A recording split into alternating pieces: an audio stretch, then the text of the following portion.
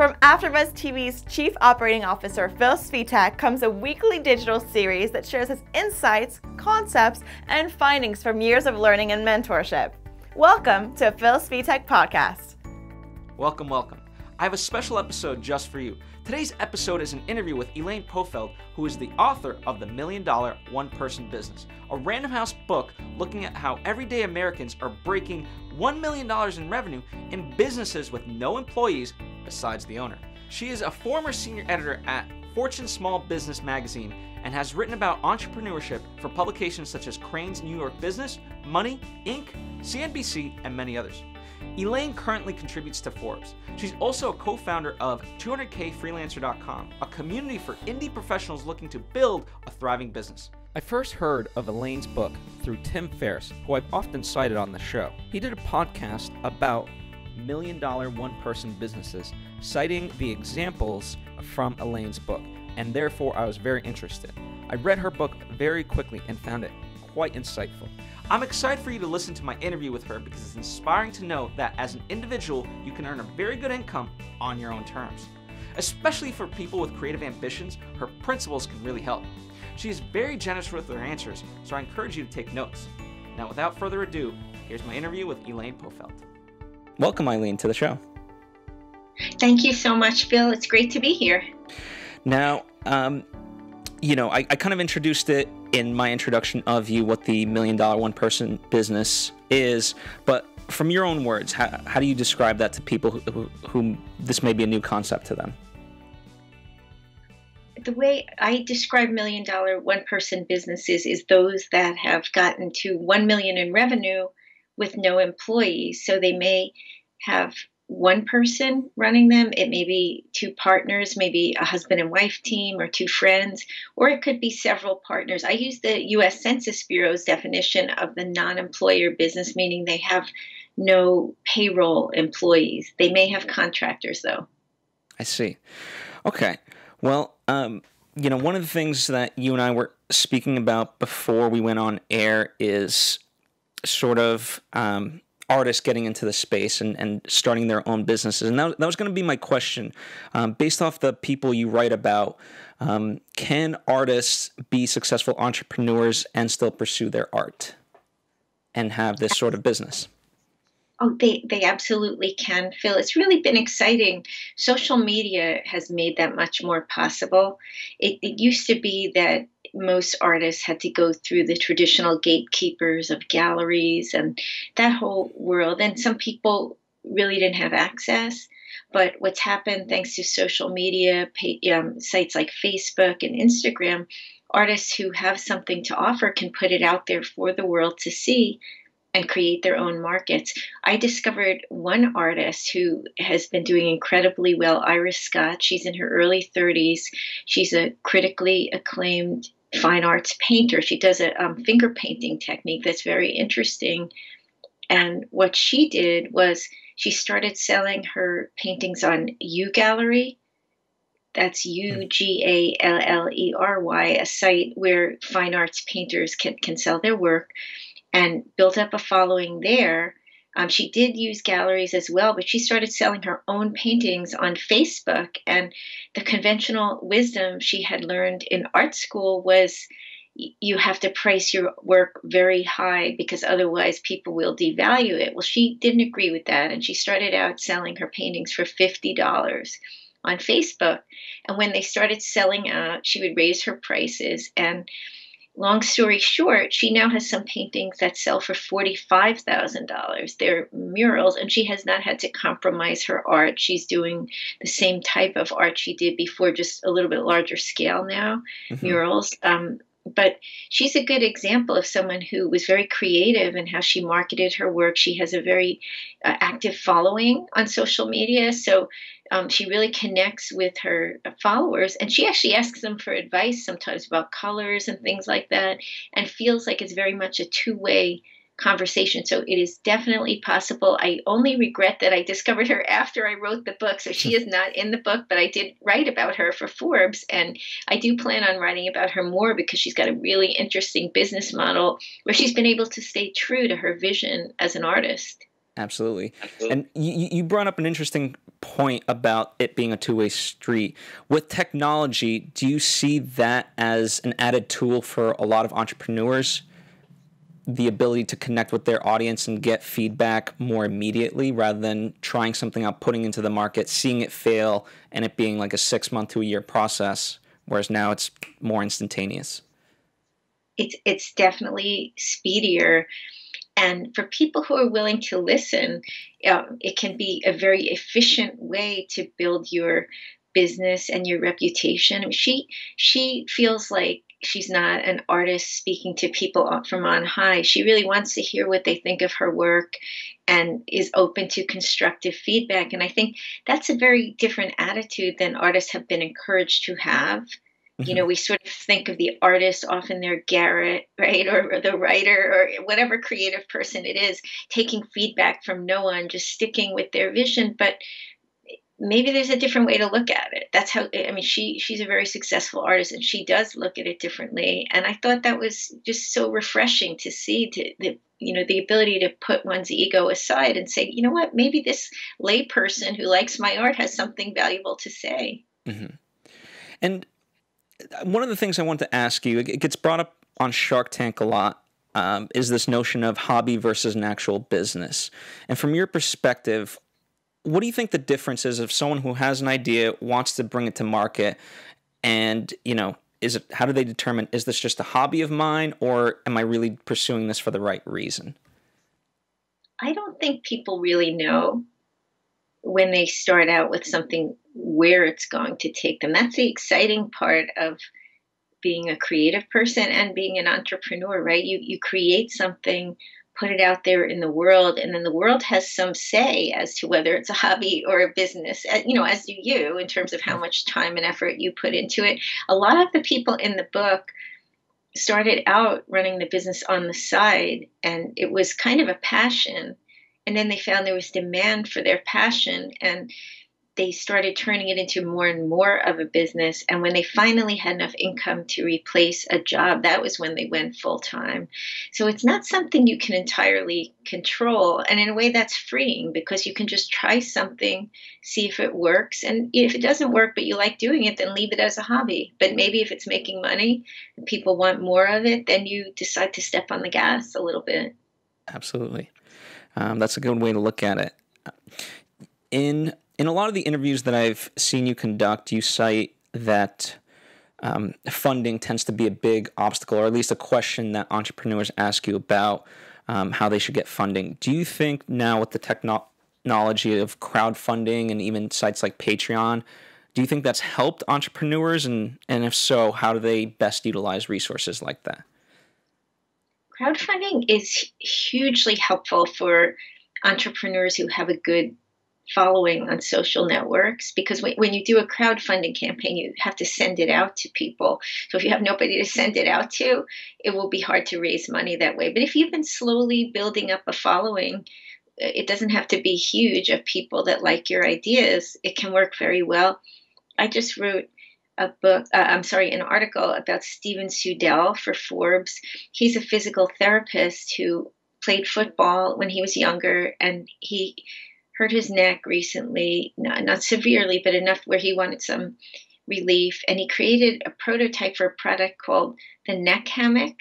And it's exactly what it sounds like. It's like a little hammock for your neck, and it attaches to a doorknob, and you put your head in it. It's kind of like a traction device. Mm-hmm. He raised money. He raised about $900,000 on Kickstarter.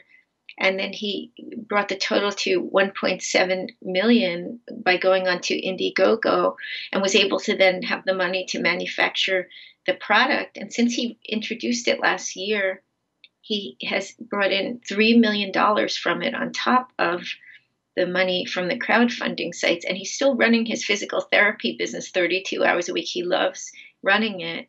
He's actually, this weekend, he's going to be on a panel discussion I'm doing at the Chicago Inventors Organization annual conference. And I'm so excited to hear more about his story. But that's an example of someone who was not, he had a physical therapy practice. So in that way, he definitely was a business person, but more of a healer. You know, he wasn't necessarily motivated by making money primarily, although that was a byproduct of having a successful physical therapy practice.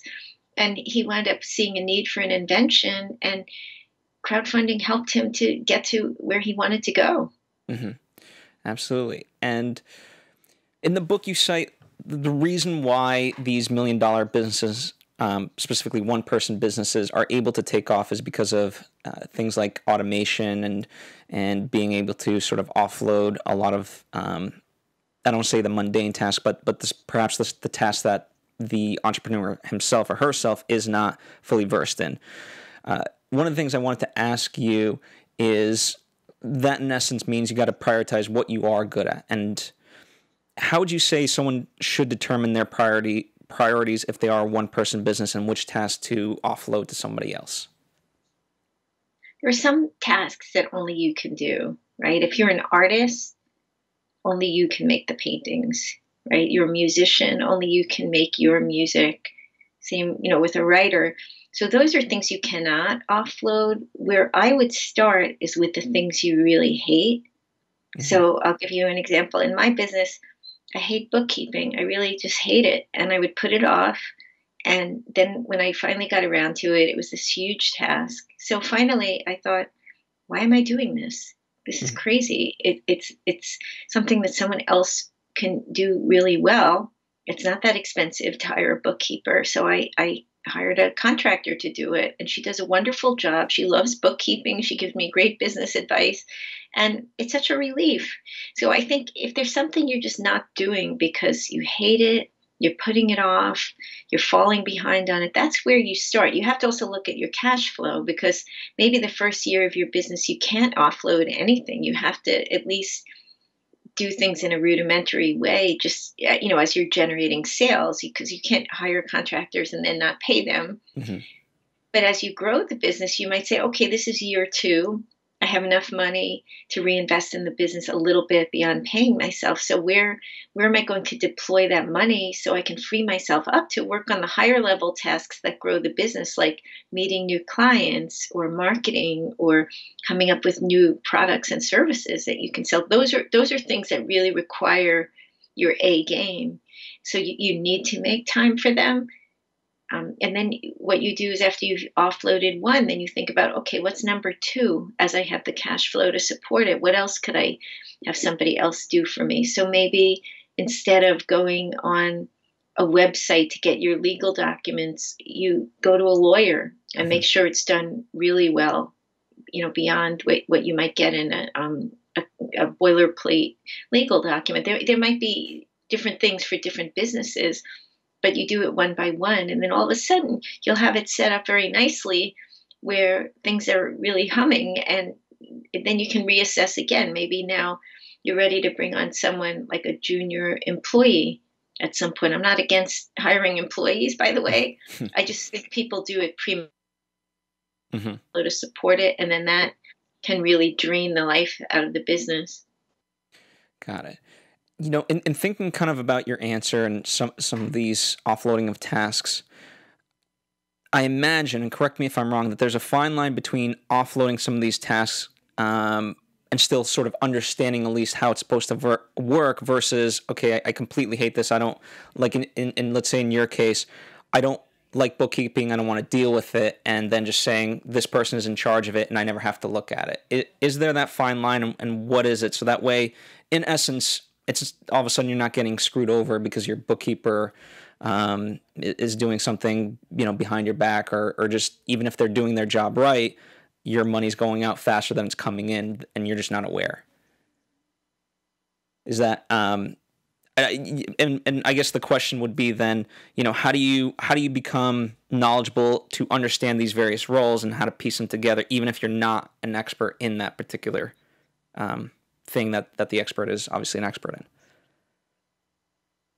Running the business will teach you, because, for instance, I'm a writer, right? The first thing I did when I was starting my business was I went out and networked with people I knew who might need a freelance writer. Maybe we had coffee together, and I said, oh, by the way, I went freelance. I started a business.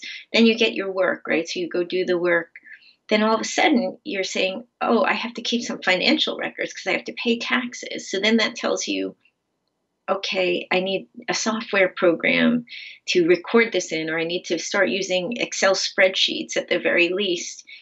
And then you might find some inefficiencies. For me, for instance, I started using Excel spreadsheets. And then there was one month when I first started out where my husband said, well, Elaine, you seem like you're working so much, but it seems like you made hardly any money this month. I said, no, it was the same as every month. And then 6 months later, I get a letter from one of my clients saying, Elaine, we sent you a $5,000 check, but you didn't cash it. Would you like us to resend it? And I realized I didn't even notice that I was missing a $5,000 check because my record keeping was so crappy. So I realized I needed to use something better than my own Excel spreadsheet. So I used FreshBooks, which is a very easy entry-level program. And every time I got an assignment, before I even started working on it, I put it in FreshBooks and save it so I didn't forget to invoice for it. And then when the date came that I finished the project and it was approved by the client, I would just change the date to that date for the invoice and send it out. And then I didn't lose track anymore. So that was an example of the business teaching me that I needed that help. Now, as I grew my business more, my bookkeeping became more complicated, and I wound up switching to QuickBooks because it had certain functions that I needed. At that point, I learned QuickBooks to a certain extent, but I realized I just didn't have the interest in truly mastering it the way I needed to. And that was when I brought in the bookkeeper. And again, that came from the business teaching me that I needed to, because I couldn't find certain functions. I was going on YouTube, looking for videos to explain it, and wasting so much time trying to understand it that it wasn't worth it, because then I wasn't writing or editing or working with clients. And that's what the business is about. So you will learn just through those types of pain points what you need to do and what kind of help you need. Or for instance, a client sends you a contract and you look at it and it's beyond your legal knowledge and it's important. You might realize you need a lawyer, and it might be a little bit expensive to hire them, but maybe it's so important, like a book contract, for instance. It's going to affect a lot financially for you. It's worth it to get a lawyer. So you'll start to realize when you're out of your depth that you need that help, but it tends to happen gradually. Usually the first year you don't need that much outside help. Maybe you need an accountant if you're not used to small business accounting to do your taxes, and then you go from there. Got it. Are there common mistakes that you see entrepreneurs make, especially with their, let's say, first businesses? Well, one of them is maybe sticking too long with an idea that people are not buying. Sometimes it's good to be persistent, but a business isn't really a business if it's not selling something. So there's a point where, yes, you have to pick up traction. But for instance, if you're going past a year and still nobody is buying what you're selling, you may have to repackage your services. You may have to market things differently. You may have to think about whether people need or want what you're selling. But that's a common mistake, because people can pour a lot of money into an idea, but it's just, it might be the timing is wrong. You might be ahead of the market and you have to wait a little bit. That's a big mistake that people make. Got it. And conversely, what are the successful entrepreneurs, especially the one-person businesses, what traits do they have that perhaps are similar with large-scale businesses? The number one trait that separates them from everyone else and that is connected to what large-scale businesses do is they execute on their plans. It's similar to writing, right? There's a lot of people who have great ideas for an article or a story, but they don't sit down and write. There are a lot of entrepreneurs that are great visionaries. They have great ideas, but then days go by and they never do the work. Same with, artists and any creative person, because it takes a certain amount of emotional energy to sit down and do it. We have fears of failure, fears of what people will think. We have other demands on our time. We may have to have another job. We may have children. There's so many reasons not to do the work, but the ones that get to 1 million find a way to do it. It might be at 5 a.m. It might be on the weekends. It might be at very inconvenient times, but they actually do. And when you look at bigger businesses, even though they're clunky and inefficient, in the end, they actually get something done, right? Or they wouldn't be on NASDAQ or in the Fortune 500 if they did nothing. Mm-hmm. So actually doing something is the first step. I know that sounds obvious, but it doesn't seem to be obvious to everyone that actually sitting down and doing it is the most important thing. I agree. I couldn't say it better myself. One of the things I wanted to sort of ask you, and it's something that you've talked about in various forums, that I guess there's an uptick in these $1 million one-person businesses. And I wanted to kind of ask you, once one person breaks that barrier, then all of a sudden people know it becomes possible. So I wanted to ask you, how long do you think it will take, and what do you think it will take to get a $1 billion one-person business? Oh, that's a good question. And I actually think about it a lot. Well, I found one recently that it was a two-person business, but a non-employer business, that were two guys who were about 22 years old selling a neck pillow. They were computer science students at Dartmouth, and they were at the computer a lot. And they made this prototype. They got some feedback from a local hospital and people in the Dartmouth alumni network, and were very smart in building the business. And they got to 10 million in revenue, not even selling it in the US market, which is the largest market. They were selling it in Europe. So guys like that could very easily, I think, get to 50 million by building a portfolio of other similar businesses without employees. Maybe the other people could be business partners, something like that. I don't think that's that far off. Mm-hmm. $1 billion I don't know. Don't hold me to this. I think 10 years. 10 years. All right. Well, I think 10 years, because that's a different type of a company in terms of organizational structure. But I'm not sure. There could come along a technology that makes it so much easier. I just wrote a story about someone who is acquiring $1 million one-person businesses. Richard Jalachandra, he was the former chairman of ClickBank, and he wants to acquire over 100 and make them into a giant company. He knows about scale. ClickBank is a biggish company. So if someone like him comes along, then he could prove me extremely wrong and maybe do it in a year or two. I don't know. That's what's so interesting about this area, is there's so much we don't know because people haven't done it before, and technology is changing so fast. Plus, the world is becoming a lot more global, so there are new markets that weren't open to people within, who are based in one particular country before. So there's so much changing that it could be sooner, but I think like a slow pace would be 10 years, and a fast pace could be 2 or 3 if just something totally wild happens.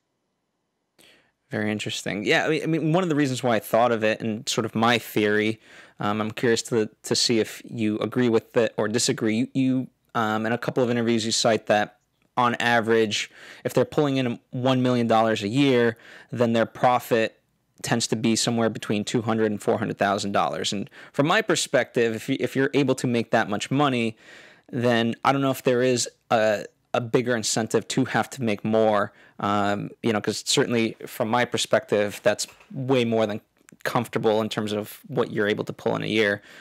Would you agree with that, or disagree that some people do want more than that? Well, I agree with you. I think most people really don't want that much more than that. People aspire to lifestyles of the rich and famous in theory, but I think in reality, if they have to choose between their time and making that kind of money, most people would be very happy with 200 to 400,000 in take-home income. Now, that might be different in some big cities. Like, for instance, I live outside of New York City. A family with 500,000 in income in New York City is not rich. I know that sounds insane if you live in a different part of the country, but it's the same in Silicon Valley. The cost of living and housing is so high that you actually need to make a ton of money just to be middle class. But what I would say is there are people, and this has happened with some of the people in the book, that love a challenge. And they might not even really be driven by money, but they'd like to see how far they can take their idea. So I think because of that, they're motivated to try to grow the businesses further. There have been a few that have gotten up to, I think the biggest one is Brooklyn, and they're at 23 employees now. And I've met the owners. I think that they just love the challenge of growing the business. I know they are running a business and they'd like to make money, but I sense that there's just a challenge to scaling that some people like, and they like creating jobs for other people. They like the feeling of contributing to the community through a job creating company. They like the impact. Sometimes you can have more impact in a bigger company. So there's always going to be a subset of people that feel that way. But I feel like most people don't. They'd be happy with a business that's a job replacement plus, meaning they can pay for health insurance out of pocket, which is very expensive. They can pay for vacations. They can pay for college for their kids or pay off student loans for themselves.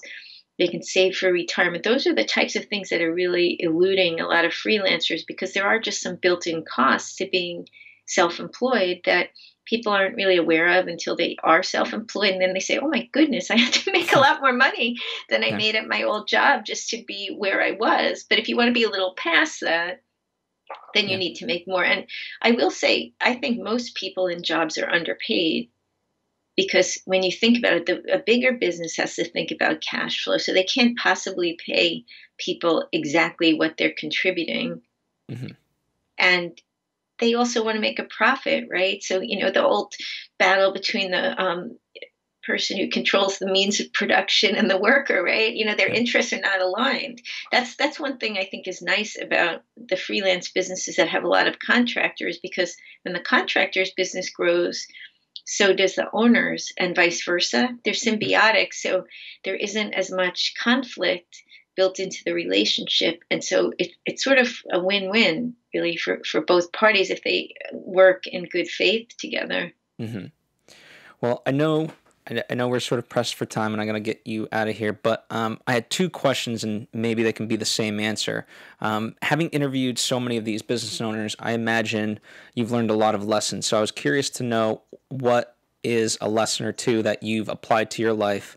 And the second one being, what single lesson or tip do you ultimately want people to take away with your writing and your work? And perhaps they are the same. Well, I think they are the same. The lesson is put yourself out there. It's very, very easy to wait until the perfect moment when you're the perfect person with the perfect skills and the perfect amount of money and the perfect amount of support to do something.